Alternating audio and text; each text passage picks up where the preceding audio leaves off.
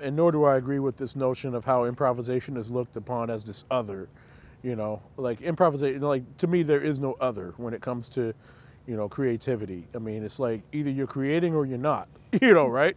So, I mean, so improvisation, and, it's, of course, it becomes a semantics issue that, and I'm trying to figure it out still for myself. But for me in general, whenever I talk about my own music, like I don't refer to things as improvising versus composing, or I don't ever think about that. I just, I would just look at whatever the musicians are doing as an extension of whatever the composition is, whatever environment the composition is setting up.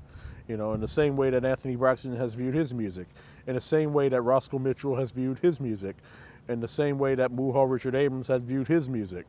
This kind of thing, I think, is more accurate representation, I think, of of what's going on and everything. So when it comes to like, improvisation, like I said, because of the negative connotations that word can have sometimes, particularly as it relates to music of composers of color, namely black musicians, black musician composers and everything.